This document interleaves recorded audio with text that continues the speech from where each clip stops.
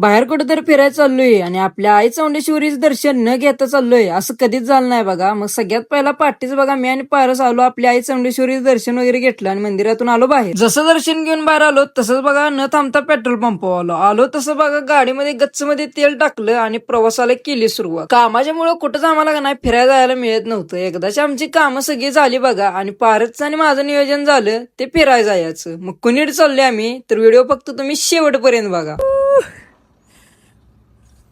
गाडी आपली बघा 70 किलोमीटर पळालेली, त्यामुळे थोडा ब्रेक घेतलेला. ब्रेक जसा झाला तसंच बघा नॉनस्टॉप येऊन आपण थांबलो पंढरपूरमध्ये. विठोबरायाच्या मंदिराजवळ गाडी वगैरे लावून घेतली आणि आपण इकडे आलो नदीजवळ. आलो बघा तसं पाय वगैरे धुवून घेतलं आणि पुंडलिक लावून घेतला दोघांनी पण. न वेळ घालवतो बघा लगेच आलो बघा विठोबरायाचं दर्शन वगैरे घेतलं आणि आम्ही आता निघालो आमच्या पुढच्या प्रवासाला. सोलापूरच्या हायवेला आपली गाडी जशी लागली तसं आमच्या दोघांचं नियोजन झालं. वाटत ज्या ज्या गोष्टी आपल्याला बघायला भेटतील त्या सगळ्या बघून घ्यायच्या. मग जाताना आपल्याला एक मंदिर लागलं बघा वीर तपस्वी महाराजांचं. जसं लागलं तसंच गाडी गाठली मंदिराकडे. महाराजांचं दर्शन वगैरे घेतलं आणि त्याच्याच साईडला असणार आपला भला मोठा नंदी. त्याच नदीत समोर असणारी 108 फुटी मूर्ती जगद्गुरु श्री रेणुकाचार्य महाराजांची. नागाच्या तोंडातून केला बघा प्रवेशात. आज जसं आलो तसं डोळ्याचं पारणूच पेटलं. बगल तिकडे चहू बाजूकडे बघा 1008 शिवलिंग. तुम्ही पण पंढरपूर कडून सोलापूरकडे जात असाल तर एक वेळेस या मंदिराला नक्कीच भेट द्या. आमच्या प्रवासाला अनेकदा झाली बघा सुरुवात. जशी सुरुवात झाली तसंच बघा जरा पुढे आल्यानंतर आपल्याला अनेक मंदिर लागलं. हे मंदिर आहे की नाही ते आहे बघा गेनसिद्ध महाराजांचं. मग हे कुंभार गावामध्ये येतंय बघा. जाताना आपल्याला लागलं आपण या मंदिरामध्ये आलो. मंदिर तर अतिशय खूपच सुंदर आहे बघा. सगळीकडे बघल तिकडे एवढं भारी वाटत होतं नाही. एक 10 मिनिटं मंदिरामध्ये बसलो बघा आणि आता आपण चाललो आपल्या पुढच्या प्रवासाला. हा जर व्हिडिओ आवडला असेल तर व्हिडिओला लाईक करा, कमेंट करा, शेअर करा आणि जाता जाता आपल्या भावाला फॉलो करा. उद्याच्या ब्लॉग मध्ये तुम्हाला कळेल की आपण कुणीकडे निघालोय ते.